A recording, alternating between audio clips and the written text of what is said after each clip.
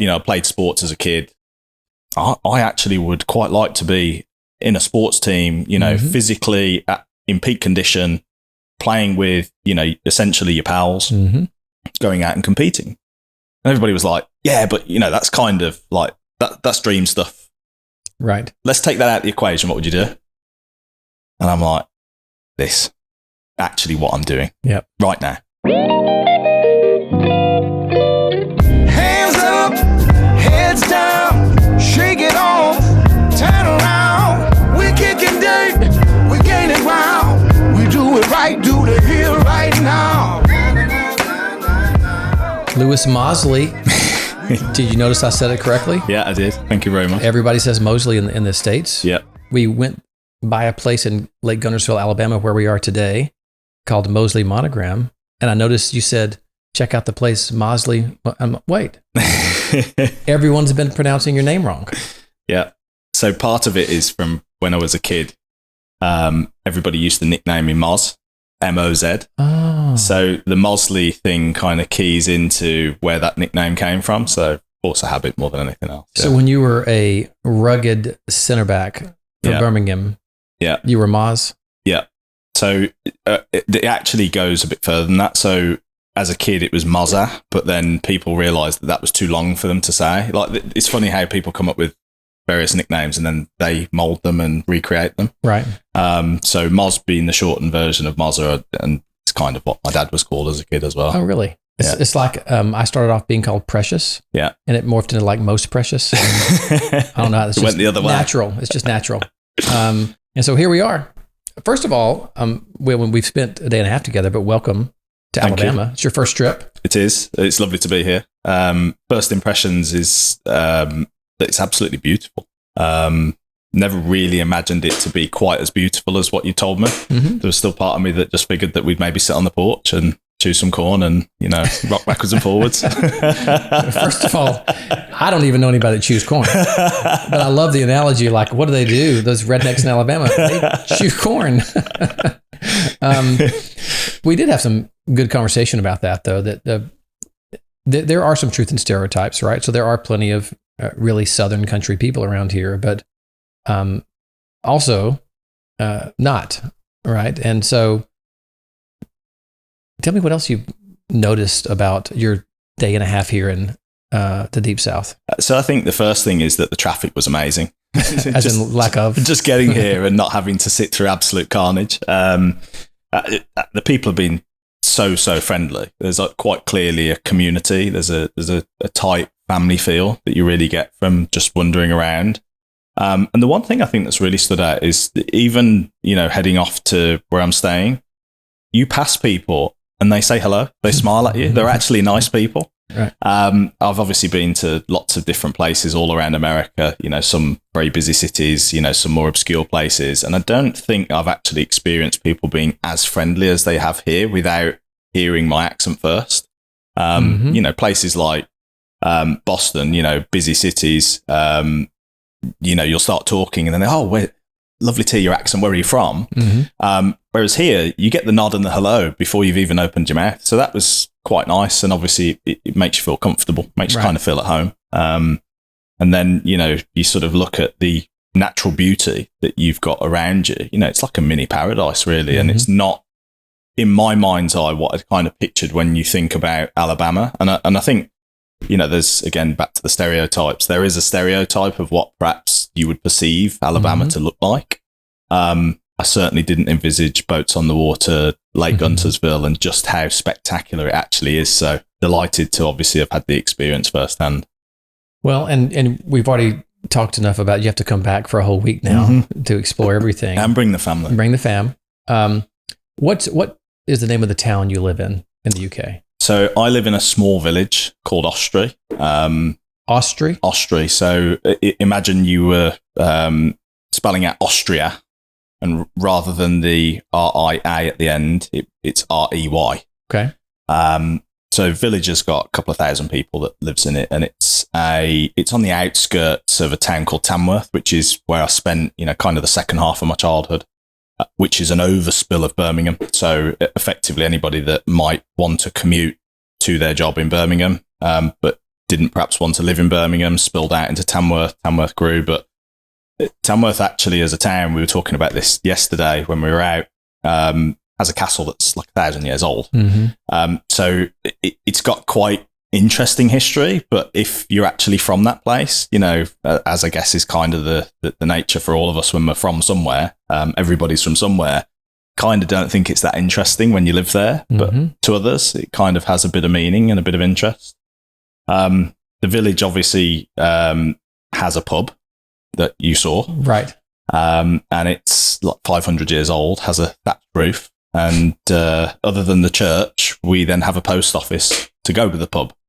So a bit of quiet living, despite the fact that we could get to the train station in 10 minutes in the car and be in central London in an hour and 20 minutes. So kind of the best of both worlds. Yeah, you're a little over an hour away from 10 million people, yet you live in a village of, by the way, village is way more cool than town or city. I think we should adopt that. So when we were talking earlier about sort of your upbringing, we're going to say this for the longer podcast. Yeah. But you went to work very early. Yeah. You're only 31 now. Yeah. How has it been? So you've been to this is going to be a winding question. You've been to the States or North America 5 times already this year. Yep. You have a young family, 2 kids, 11 and 5. Yep. Is that right? Correct. Okay. And you live a pretty busy life. How are you managing travel, young kids, entrepreneurship? I mean, you're growing a business. By the way, a strategic partner of True. But how are you managing sort of the craziness that is your life right now? I think, to be honest, it's if you dial it back to where I started, how I started with an insurer, so fell into the industry. I don't think anybody goes to school and says, you know, I'd like to work in insurance one day. You know, that's not very many. I don't think that's anybody's dream. And if it is, they need to dream bigger. But the dynamic of obviously, you know, getting into work as young as I did, and obviously there are reasons behind that, you end up in a situation where you kind of are getting to grips with just acting like an adult. You know, at 17, you know, you go into the workplace and you kind of look around and you think, oh, you know, there's so many more people that are going to absolutely know way more about life, way more about doing the job. And I kind of very quickly got to grips with the fact that the job that I was doing was actually reasonably simple. You could do it within the 9 to 5. And I guess at that time, you know, as I started to look around and really find out what I was capable of, you start looking at, okay, if you apply yourself and you work a little bit harder, how much further could you go? That then very quickly evolved into moving to go and work with Kishan. And obviously, you know, for all the folks at True, they've met Kishan in some capacity at one of the events. Not enough have. Yeah. More people need to meet Kishan. It's a real privilege to meet Kishan, yes. And to hear him laugh is another privilege. It is unmistakable. I'm sorry to interrupt, but you know what we should get, Britt, is we need to get an audio clip of Kishan's laugh. And play it at just the most appropriate and inappropriate times. But sorry, carry on. Yeah, so we'll work on that. So went to work for Kishan, and I remember kind of going to what was kind of a job interview, but kind of wasn't. It was as much of a pitch to me as it was really them understanding kind of who I was and whether I was a good fit for their business, which was in its infancy at the time. And I remember hearing, you know, 2 very distinct messages. One is that, you know, you can grow here. The other is go to America. and I think as a, you know, 19-year-old at the time, the concept of being in a business where you could be given the wings to fly, you know, quite literally, you know, flying out to America, but also, you know, figuratively in your day job. That kind of excited me. So, you know, as I got to grips with that role and where that business was heading and kind of understanding the big picture, I kind of started to broaden my horizons that, okay, look, actually, if you can go off to America and do what you do. My first trip was when I was 21, just sitting in front of clients and prospects. Which is amazing, by the way. Yeah. And I thank you. And I kind of never really figured it was amazing, but now I kind of look at other people who are 21. And I do sort of sit there and think, oh, wow, at that age, this is what I was doing. So I am very grateful for kind of how quickly some of the growth came about for me. But I think, I kind of then slipped into this world where going to America went from being very, very exciting. And this thing that was, to all of my family members and all of my friends, this wonderful, wonderful thing that I got to do for work, to just becoming the norm. And I know that sounds like a little bit bad, because I'm so fortunate to have traveled so many different places, met so many wonderful people over the years, that it kind of just amped up, and I never really noticed it and paid it that much attention, to be honest. And then, as I started this business, and as the business, was again in its infancy, we had COVID to contend with, which was all of a sudden this major block on the thing that I'd done for pretty much the majority of my adult life, which was flying out to America and, stirring the pot, so to speak, or, literally shaking hands and getting to know people. And what I found was that during that period of COVID, where we were literally banned from coming to the US, was that it was actually such a big part of my life. It was a big part of my family's life. Cameron, who's my oldest, he just always knew that Dad went to America. That was part of life for us as a family. My wife, who I've been with for a long time, was very accommodating of the fact that again was just part of what we did as a family. It was part of kind of my growing up in order to provide for us and help us get to where we wanted to be. Where it was quite difficult was with Eva, because she was born in 2017, if I've got that right. Yes, 2017. She obviously, during the course of COVID, was at quite a sort of a strange age. It was wonderful for her to have me at home, but she kind of got very used to me being at home. So when the trips to America started back up again, they obviously had to come thick and fast, because we were playing catch up on all of the relationships, like True, where we'd had a virtual relationship, but never really had the opportunity to really cement that in a personal format. That's something it's important. And I think as time has passed since COVID, what we've come to realize is that it's such an integral part of the way that we do business, and the relationships that you build are so much stronger if you actually see the whites of people's eyes and get to understand who they are as a human being, rather than a transactional Zoom call that takes 30 minutes and everybody does the pleasantries about the weather. So I think in answer to the question, it just happened. And as it's just happened, we've kind of just adjusted as a family that that's our life. That's the way that we live life, good, bad, or indifferent. I've got friends that I talk to where they do very different things, and they say, well, I hate this about what I have to do. And I kind of slipped into that a little bit through the course of the back end of last year, where I was kind of resenting the travel, resenting the jet lag. And actually at the recent True event, I've already told you this, but, the nature of a conversation that I'd had whilst out for dinner was really around what would you do if you could do anything? And for me, I kind of reverted to I played sports as a kid, at a reasonable standard, I think it's fair to say. I'm like, look, I actually would quite like to be in a sports team, physically in peak condition, playing with, essentially your pals, going out and competing. And everybody was like, yeah, but, that's kind of like, that's dream stuff. Right. Let's take that out of the equation. What would you do?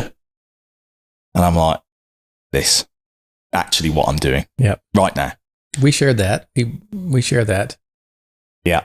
So I think with that in mind, you kind of then move to a better place with it, and you accept that there are always good parts and bad parts of everybody's lives, everybody's work lives. I hate airports. I'm not gonna pretend that I don't. The whole experience is a little bit challenging. We're all grateful to get through security, and I'm grateful to have TSA pre-clearance. Right. But the very nature of it is that if you want nice things in life and you want to see your family have a good positive future, in my mind's eye, you kind of have to go and do what you're good at, and this happens to be what I'm good at. Long-winded answer, but no, it's good. We've spent a day really just talking. Yeah. About family, friends, work, life. We've almost talked a little bit of business, but not much. Yeah. So I'm going to ask a business question or two. Okay. This is all practice anyway. Yeah. Nobody's going to see it, except we'll probably cut it up and send it out to everybody. So Oasis, when I see myself pop up on the screen. Yes. Like, you'll know. Oh no. Yeah. By the way, I'm glad we could both dress up today. So I'm going to detour a little bit. When you sent me a text that said, how smart should I be for the week in Guntersville? And I was a very smarty pants. And I was like, above average intelligence, at least. Not too smart. So my 60%, I think, was your like statement. 60% of your normal intelligence. Yeah. And I was like, I'm just kidding. I was grateful for that assessment, to be honest. I knew you were talking about dress. Are there any other, there's a bunch. What comes to mind around words or phrases that we just use so differently between the US and the UK? That aren't swear words. There aren't swear words? That aren't swear words. There are swear words, cuss words that we'd use that are very different in meaning to what you would use. Oh, they're totally different? Yeah. So like we would have so if Kishan and I are talking very casually as friends, and he would say to me, did you get pissed? That means, did you get drunk? Oh, it doesn't mean you're mad or angry. Whereas over here, it means you're mad. Right. So there are quite a few where actually they're swear words. Right. They're words that you wouldn't use in front of your children. I think business-wise, there's a few. The one that stands out to me is scheme. So we would always talk in the UK about a scheme being a plan, as in a group life plan. And it's quite a common term of reference. You'd say, a pension scheme or a group life scheme, and literally if you rolled that out to an American that you're talking to, they'd be like, are you selling me some kind of Ponzi scheme? That's right. Is this going to be, you taking money from me and I never see you again? So there's quite a lot actually that sits in the language barrier. And then, there's the silly ones that, Kishan always likes to, point out where I don't think there's quite the language barrier. So I would say, I picked up a hire car. I think everybody knows what I mean, but he always likes to say, well, Lewis, let me just remind you, after, 10 plus years of travel, it's rental car. Right. So it is almost like two different languages at times. And you do have to kind of find yourself adjusting, but because I've done it for so long, it's almost hard off the cuff to think what those words are. Mm-hmm. Like smart, is one of those that kind of, again, doesn't even enter my psyche until somebody then says, smart, what do you mean? Oh, yeah, of course. Actually, how formal do I need to be dressed? Right. So there are definitely a few, and I think it's just the nature of the way that we do business, because it's with Americans, mm-hmm. And our business is built exclusively off the back of dealing with Americans. We've kind of incorporated your language into ours. So we've ended up as a UK-based organization using Americanisms. And that's something that's just that's the nature of the beast. Right. If you spend enough time together, there's going to be crossover. There are some people at Intrepid Atlanta that have some Britishisms that I'm sure that they could share, having, spent a couple of nights out with them. Right. So it's just the very nature of the beast that there are occasionally words that crop up and you're like, does that? I don't think we're on the same page. That means something different. I'm going to start writing all of them down. There's a sketch in there. There's a future skit for us. Yeah. Okay. A real business question. We talked earlier about this, but we had talked on the phone a couple of times. I had met Kishan. Mm-hmm. I did not meet you until late January of this year. Yeah. Now it seems like we've known each other for several years. We've come a long way. Yeah. We're not going to cry about it. But you developed a really immediate affinity for True Network. Yeah. And, what are the moments that led from late January till today, to create how much you enjoy being around True and the people? You said some wonderful things about us. Was there a progression? Was it a bunch of small things? As much as you can remember, what created your feelings? I think so. The one I'll caveat all of this with, Kishan came to a couple of your events, mm-hmm. and came back and waxed lyrical, you know, and Kishan's a very enthusiastic person. So sometimes you have to temper that enthusiasm and maybe sort of suggest, well, maybe this is just because Kishan went. And, you know, Kishan's saying the event I went to is the best. And I think, you know, kind of coming into the first event that I attended, I had some idea that it should be good fun. I'd spoken to lots of true people in advance. You know, we've obviously done some business with some of the agencies. But I think the thing that really blew me away was that, you know, upon arrival, you could kind of tell it wasn't an ordinary insurance-based conference. So the thing that really, really stood out for me was just the general kindness of the community, the people themselves. That started with playing golf. So I was lucky enough to play golf with, you know, a really good bunch. You know, people like Paul Vincent, very, very warm and welcoming. And, you know, I think it's fair to say Paul's at a different stage in his life to what I am. But just super genuine and, you know, a genuine interest in who I was as an individual, what I had kind of been up to in my life. And we kind of got to know each other over 18 holes of golf very, very well, which I think is sometimes uncommon. We've all been on the golf course with people that we can't wait to get away from. Yes. So I think kicking things off with that experience and even striking some balls before we actually went out to play, some of the folks that I was chatting to, all very warm and genuine people. We go back into the bar. Same experience, you know, where everybody's having a drink after having played a round of golf. And then we very quickly realized that we were running out of time and needed to get over to the opening reception. So I was one of those people that is, you know, fashionably late in that occasion. So turn up, I'm dressed in golf gear and actually didn't feel out of place at all because, you know, the nature of the event is that whether you do this knowingly, and I'm pretty sure you do, you want people to feel comfortable. You want them to come as they are, as human beings, you know, themselves. And that comes with a bit of identity, a bit of flair. You know, some people obviously will naturally lean a bit more to dressing smart or dressing up. Others will actually go super casual. I think as it happens, having been raised, you know, in an environment, financial services in the UK through a certain period, I'd always been, you know, it'd almost been drilled into me like you will wear a suit, and as a Brit in America, you will definitely wear a suit and you'll put a necktie on. So it's very refreshing to kind of come to an event where that absolutely wasn't the expectation. And then again, just a room full of people that genuinely showed an interest in kind of getting to know you. Like you're a face that I've either seen on camera and haven't met in person. So I want to say hello. I want to kind of be around you, make sure that I can introduce you to some people you've never met. And I must have spoken at that opening reception to 50 people, which in, you know, what's opening reception like 90 minutes, 2 hours. That was quite a feat. And I'm not talking, you know, like passing like, hello, here's my business card. Let's, you know, kind of maybe chat later about doing some business together. This was meaningful conversation where I'm passing from person to person. Great to see you. You know, it's lovely to meet you in person. And again, just genuine interest from everybody, you know, to such an extent where people saying, what are you doing for dinner tonight? Are you short of, you know, dinner? We'll take you to dinner with us if you like. Which just was absolutely amazing because I've been left at so many events, even as an outgoing person, where you find it hard to go and break down little cliques of people. And you definitely don't get a dinner invitation. Right. You know, there's almost like this snooty, like, you know, we've shown our face. Let's get out of here for our private dinner in a steakhouse that we've organised and blow this joint. So I think, you know, opening 2 experiences of the first true conference that I came to was kind of so telling.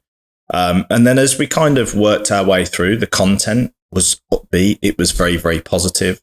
We're in a position where, you know, the kind of people that I'm mixing with were like-minded. You know, everybody's kind of happy to share. They're happy to talk about themselves in a very, in a non-arrogant way. You know, the number of times I've been to these kinds of events where people want to tell you how big their book is, how big their agency is, how big their ego is. There was kind of none of that.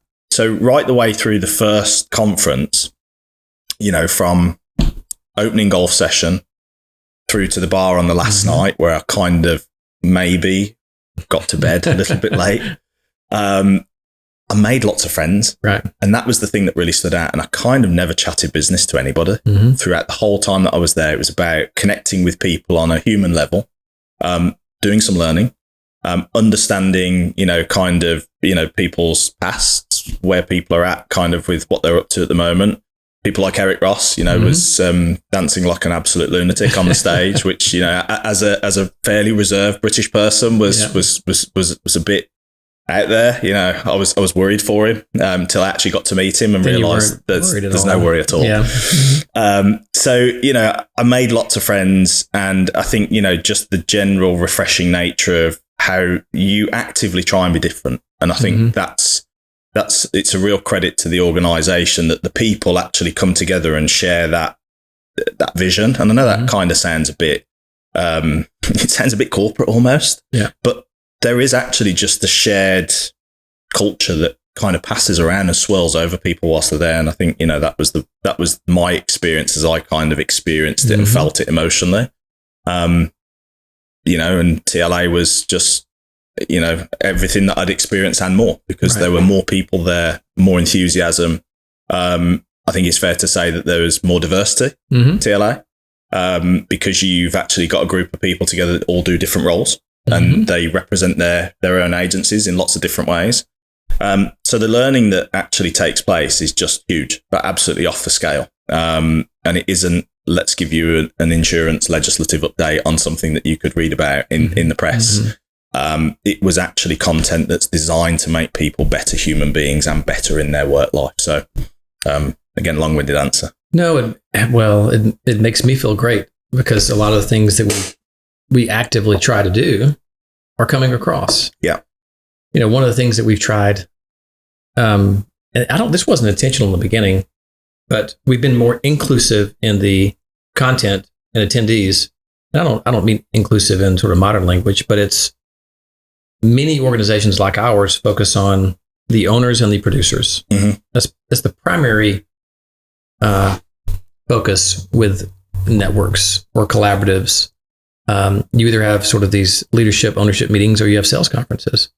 And oftentimes the people, what I would call the pistons that are running the business, the service folks, the account managers, the consultants, the operations directors, the marketing directors, they get token appearances. Yeah. You've had a good year. You get to come along and maybe have a drink. Yeah. But it's not the focus. And TLA is, I think 65% of our attendees were service people, which it skews younger, it skews more female. Which is good, right? It's wonderful. When you look at the environment that, we've both worked in, and I obviously started young, so I've kind of seen a bit of a different edge to people my age. It's great to actually see that level of diversity in there. What's crazy, a lot of things, almost everything that's happened since COVID has been like, wow. Well, I'll take it a step further. Many of the things in life where you have a good idea, you say, why didn't I think of that earlier? Yeah. That was so obvious. Yeah. So virtual events, to be able to reach everybody in an agency and engage them with enjoyment, learning, fun, all the above. Yeah. Why weren't we doing that before? And then I look at the focus on account managers, AEs, whatever we want to call folks. It's like, well, that's crazy. Organic growth is sales and retention. Yeah. You have to retain your clients. Yeah. You can't just win at the front and it drop off the back. Yeah. So and by the way, future leadership, there's tons of reasons why we should be focusing on the entirety of the agency, but sometimes it takes negativity and disruption, like forced disruption. Yeah. Like a pandemic. I think, look, to be honest though, we kind of pre-COVID had this way of working. We'd have a Polycom phone in the middle of the boardroom. And the nature of the beast was that you'd kind of resist video calls because you kind of felt they were a bit silly. You jump on a conference call, you chew the fat with the client transactionally, and that was that. And you kind of almost felt like, why do we need to do some of those things? Because video calls kind of feel just a bit silly. And then with COVID, video calls became quite obvious. And I think actually we just have maintained that habit. So because it entered people's psyche as just it's something that you do, you were then able to actually take that and amp it up and say, well, no, actually virtual event is something we're just going to keep. I'm not so sure it has the same effect if you don't have that disruptive moment that really triggers, this is actually better for us. We talked about it obviously from a work-life balance perspective. for a lot of people, they're now able to work from pretty much wherever they want. So, with that in mind, I think I wouldn't be beating myself up about not doing virtual learning beforehand. Yeah, it's just, I often wonder, we'll have this breakthrough idea and it's just like, that seemed obvious. Yeah. Okay. Well, let's continue on this a little bit. We talked before. I had a quote one time I used, and you said you and Keishan have you laugh about it, and you have used it before. I'm not exactly sure this is it, but it's something like white men in jackets eating steak. What was it? Was it jackets? How did I say that? It was white men who wear suits eating steak. Yeah. Something along those lines. Yeah. White men in jackets eating steak. Yeah.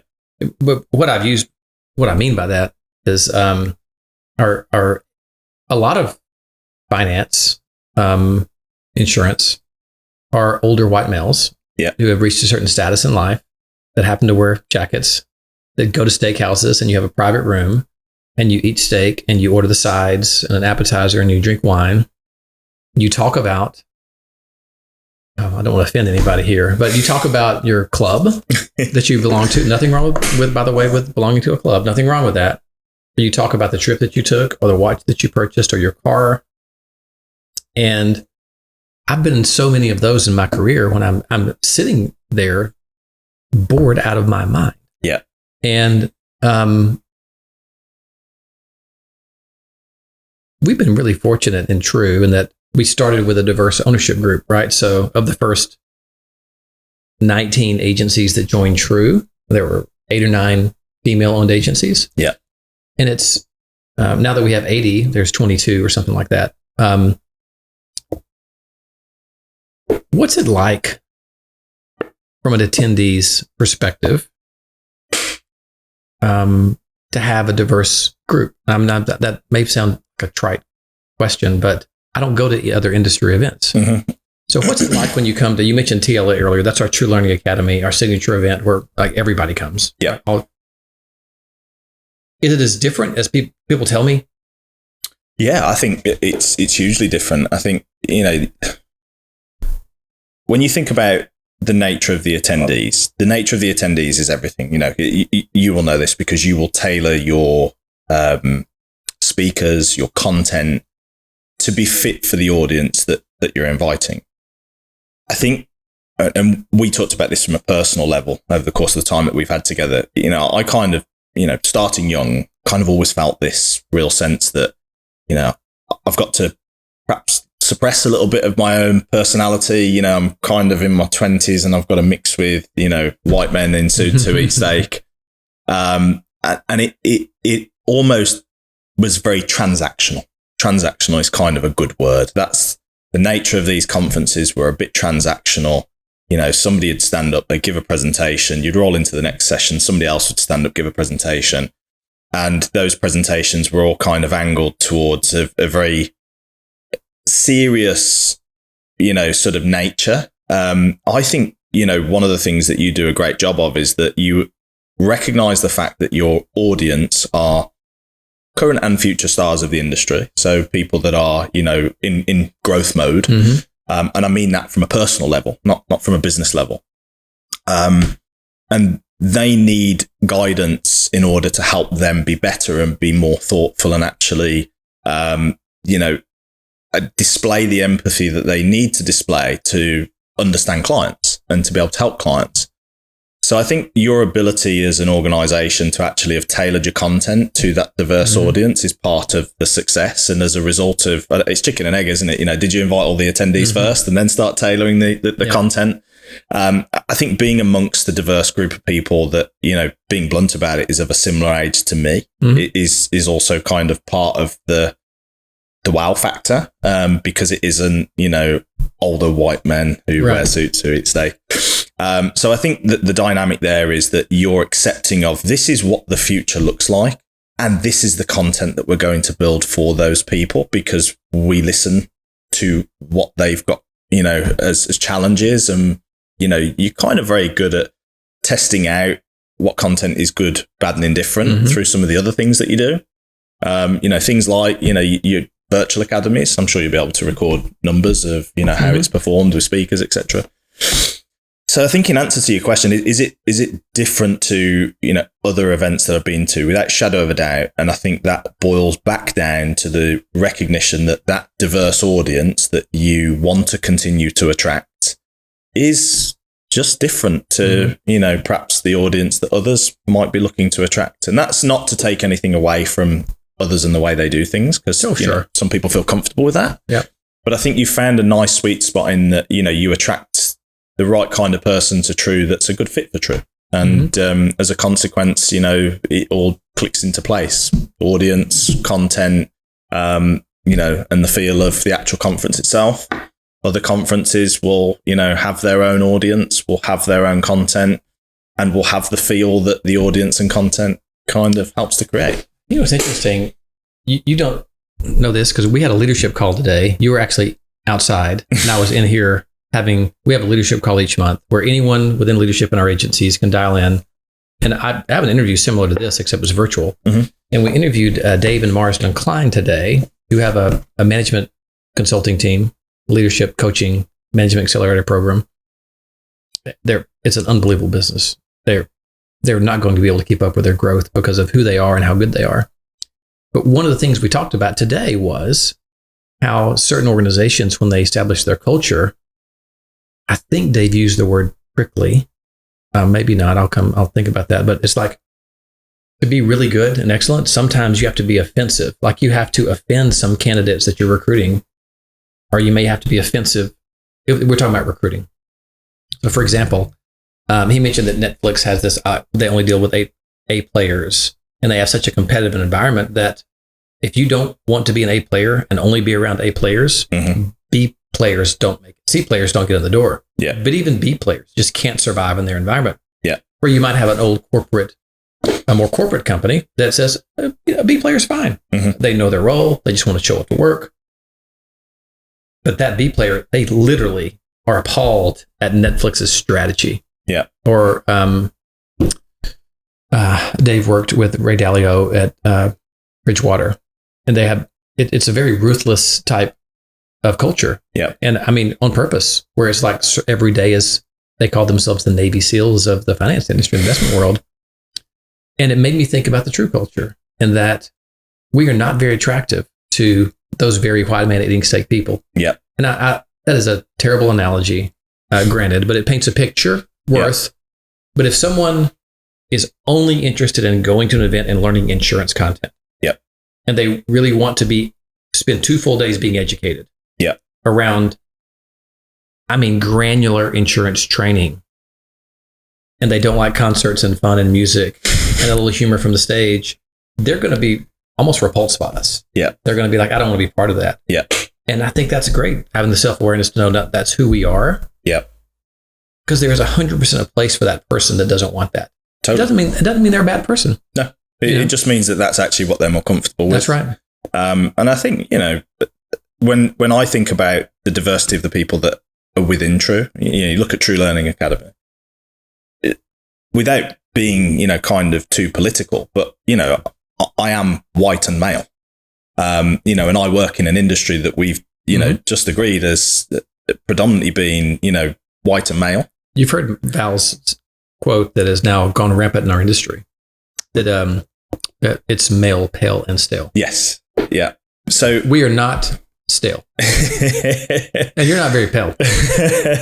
That's Brits Lighting that does that. So I think, when you think about the nature of self-awareness and thinking about how you can positively impact the industry, the environment that you're working in, being able to talk to people about real issues and being able to talk to people that it kind of affects, so you mentioned the fact that there are lots of females, within True, and, female leaders, being able to talk to them about, the challenges and experiences that they've had through the course of their career and actually learning from it is incredibly useful, because it actually gives you perspective. Because again, recognizing that, I am white and male, means that, you kind of have one perspective on things, and having the awareness to be able to talk to people about what their lives look like, what challenges they've had in their lives. And again, it isn't all just about business. It's about, where they grew up, how they grew up. You talked a little bit about, the kind of influence of your environment in a recent podcast, but the nature of being able to mix with those people gives you a different perspective. And I think that the challenge that we have is that within our industry, we kind of have had a period of, for a long period of time, just doing things the way that they'd always been done. So I think, there's a real sense of sharing again that I kind of took away from a couple of the events that I've been to, where people are happy to talk about themselves and be themselves, and understanding that actually a lot of the work that we do is with individuals. We're people. We're actually not robots. And, understanding the people that you're working with, understanding the challenges that they've been through helps you to grow as a human being and helps you to be better. And I think that probably then also tags into the fact that the true events are designed to help you be better, just holistically, not just let's talk about how you sell health insurance or, what you're going to do with your client when they are a client.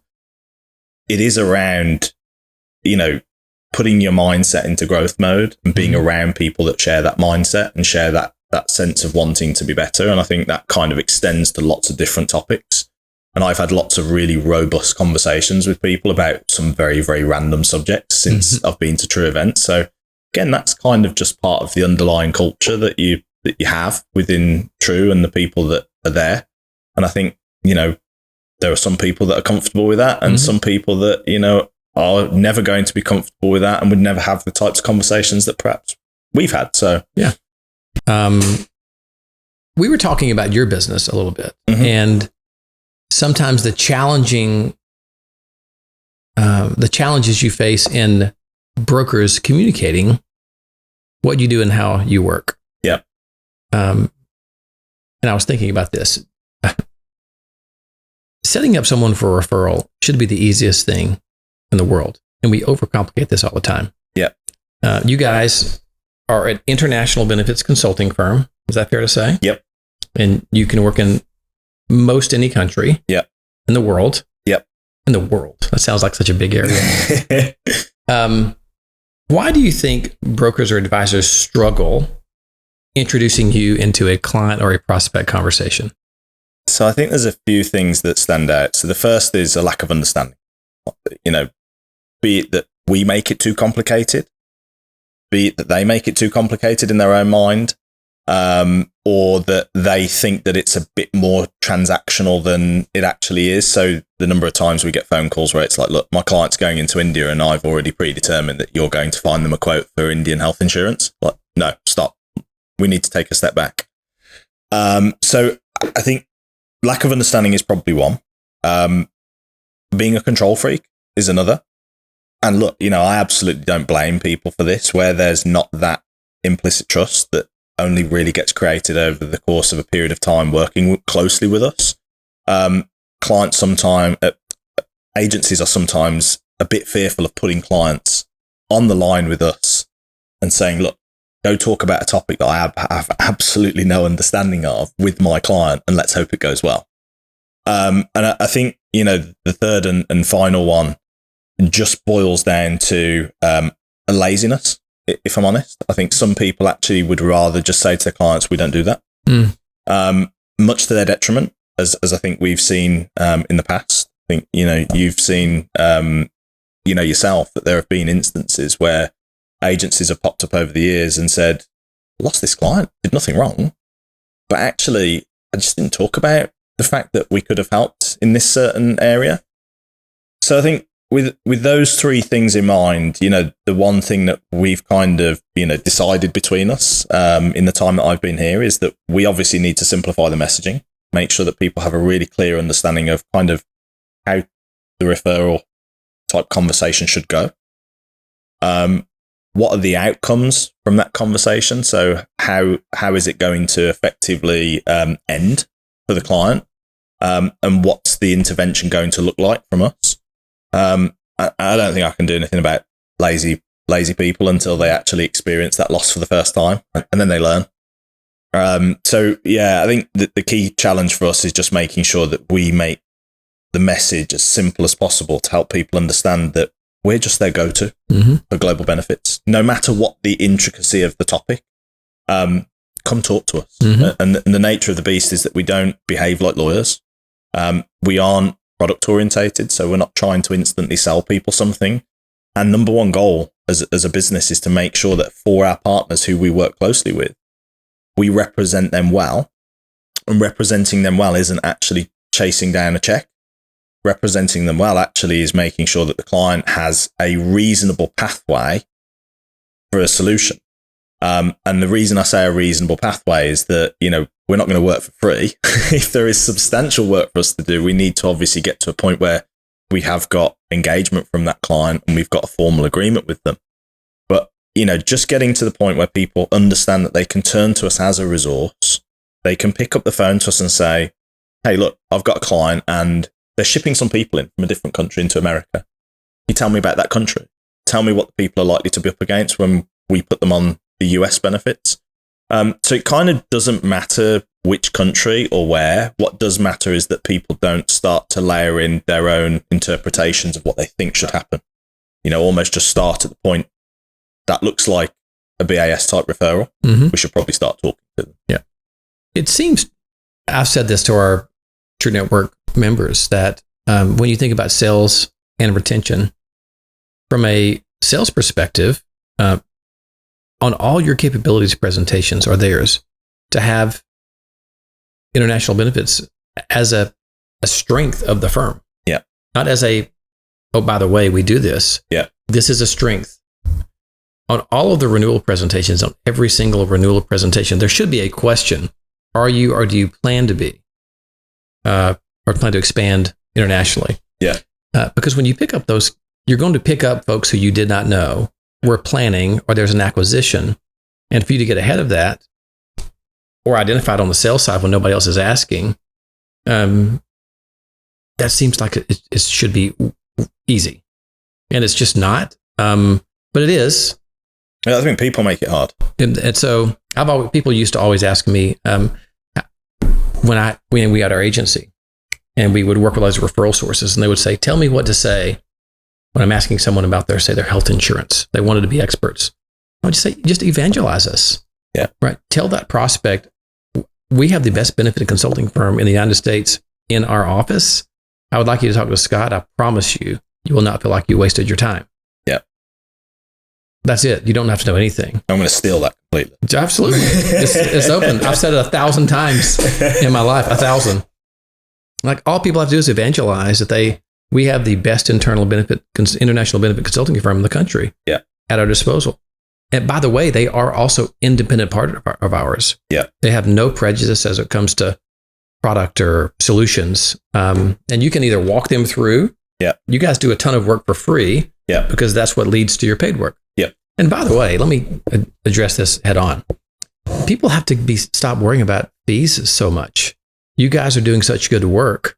People will salivate to pay to get the problem solved because it's so valuable to their business.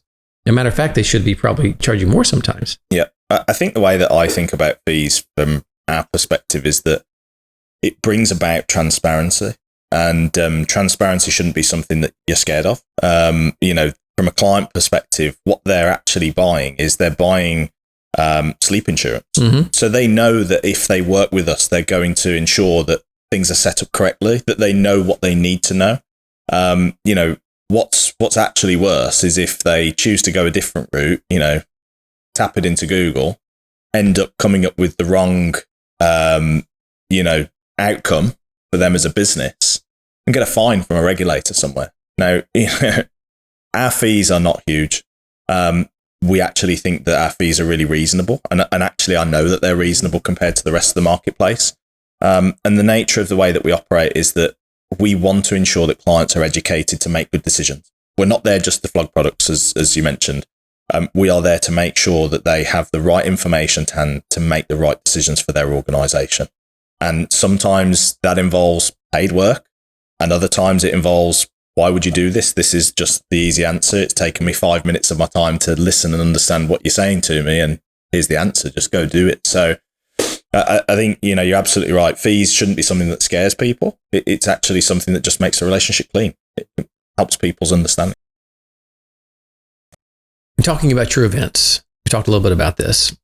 One of the things that I've been struggling to articulate a little bit to our strategic partners, I actually said this to you. You're making the decisions, you're writing the check. So it's very easy to talk about this with you. Yeah. But many of our strategic partners, it might be a payroll or a BinTech provider or a carrier, where the actual salesperson that's coming to the event is not the decision maker on to sponsor or how much to sponsor, how much to invest as a resource. And at our True Learning Academy, I had numerous of our strategic partners come up to me and say basically the same thing. This was the best event I've ever been to. It's going to make me a better salesperson. I learned so much. It's like, even if I wasn't here selling, trying to get entrees into these agencies, it's just worth me coming to this event. Yeah. So I'm just transparently asking you to help me sell this to our other partners. Talk about the value of the true events, the content that we have in the speakers above and beyond sort of the sales opportunity to try to grow your practice. Yeah. So I think the one thing that I think about is, what are the takeaways that I could take independently, from the conferences that I go to. And, generally you'd always kind of have the attitude, well, if I take one thing worthwhile, and that's kind of a little bit sad. You spend 3 days, you get one thing that you take away as, the only meaningful thing. And that sounds like you've done a pretty bad job with time, to be honest. I felt that all of the speakers that you had were very, very impactful and very meaningful. We talked about Jesse Cole and the nature of the way that he runs his particular organization, but the crossover of the message of how you can behave and interact with people and creating fans, right the way through to Jim Vanderhei, the Politico background. We're talking about two very, very different businesses. And if you've got a positive business brain and you're keen to learn, you're going to find opportunities within those sessions to actually enhance whatever job you do. You don't have to be a business owner to show an interest in how you can have a positive impact on the business that you work for. So I think a lot of the content that you actually have it's not industry specific. And that's kind of the important theme. That's the reason why so many people have come away from it and actually enjoyed it, because it isn't just, a square peg into a round hole, as we might say, trying to find some relevance to the healthcare industry. It is actually messaging that, again, back to my earlier point about helping people grow. It puts you in a position where, as individuals, they can take something from it that will have a positive impact on the job that they do. If it was up to me and, money was no object, I'd bring my whole team. But for flights being, expensive and long trip, taking everybody out the office and having nobody to man client work, I literally would bring the whole team. One of the things that we did is shared one of the sessions that was shared virtually as a recording to our whole team. So, the nature of the sessions aren't industry specific. They're actually, again, growth orientated. It's about, helping people to be better at what they do and be able to take the messages and apply it to what they do. I think it's the nature of where it's hard is that for somebody who's a, salesperson working for a specific type of business to go back to their boss and say, I sat through this wonderful session. The cynical person in me might sort of look and say, their boss might say to them, well, why weren't you selling? You sat through that wonderful session, but, could you have been selling to some more people? And that's kind of not the way that True works. And I kind of think that anybody that takes that approach, probably isn't going to last that long as a strategic partner. So I would encourage all strategic partners, where possible, to send as many people as they can. Firstly, because it actually helps your profile of getting around the true folks and building those relationships. You don't typically go to these events and sell products to people. You really don't. So the more people that you have to actually have come along and enjoy themselves, enjoy the content, enjoy the relationships that they can build with true folks, the better that is for you. And from a selfish perspective, we look at it as, if we come to True Learning Academy, for example, we might get to see 80% of your agencies in one room. So literally, we make the trip, one set of flight costs, one set of hotel rooms, many bar tab bills. You get to capture all those people in a single event, which for me, if you're getting all the good content as added value, why wouldn't you be there? Why wouldn't you send as many people as you could literally allow the business to send? So personally, I take a lot away from the sessions. They're very, very good. They're very robust. They apply, to business in general, not just, an agency's business. It is just, good business advice. I've said to you personally about the book that I read by Phil Knight, Shoe Dog, which I think you should read. Again, similar kind of book. I work in a business that does global benefits, and I read a book about, sneakers. But some of the lessons that you learn from reading that book actually helps you in your day-to-day business life. True Learning Academy is exactly the same. There are two very different things around that. Number one, I really didn't think about how different Jesse Cole and the Savannah Bananas presentation is from Jim Vandehei and Axios. Jim Vandehei doesn't try and make me dance. No, he does not. He does not. Although he did have on a Grateful Dead t-shirt when I first met him. I think that is pretty indicative of what we're trying to do, is to provide diverse, interesting content that helps people grow. And I did have a bunch of salespeople that came up to me and were like this, because we do have sales content that sells the sales. And so we're trying to help producers grow as well. Salespeople have to do salespeople. Salespeople have to do salespeople things. They do. So tell me about the rest of your trip. So you leave here tomorrow morning. Yeah. And you're going to Atlanta. Yeah. So literally exchanging messages with Maggie Quinn. I've found that I need to be awake at 6 a.m. in the morning. Oh, okay. To ensure that I'm getting to Atlanta for a 10:30 meeting. Mm-hmm. So a couple of meetings to do in Atlanta. And then I think I've got a happy hour maybe with the Intrepid Atlanta team. I never really know. There's some obscurities in there where, it's kind of like just turn up and be there and we'll have a good time.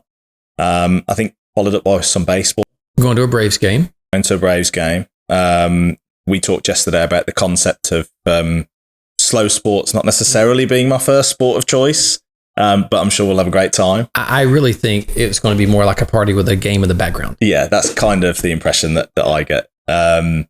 So got that. And then Friday, it's a case of flying back through New York to actually make my way home. For my sins, I actually figured it would be a good idea to actually do flights that weren't direct, figuring that essentially coming down here, there's definitely not going to be a flight that's direct from London. Mm-hmm. And even going from London's not exactly close to home. So I've got a little bit of a journey to get myself home. And we'll actually land back in the UK on Sunday morning. So, quite a busy journey. And do you already have your next trip to North America planned, or is it open-ended? Yes. So the next trip to North America is actually for Oasis. Oh, August 28th through 30th. Combined with passing through Boston and then home via New York. So again, getting some meetings done. I think the intention is that every time we come, we try and make sure that we can make the time here as meaningful as possible. Back to the earlier conversation that we had, it's not easy doing, 5 trips in 5 months. So, I'll get a couple of months grace at home after this trip.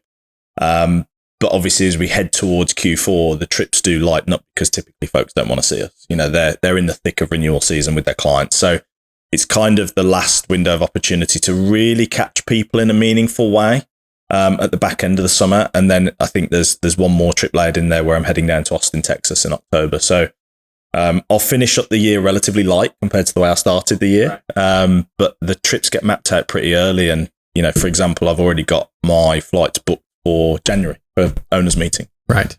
So we try and map it out as best as we can, as early as we can.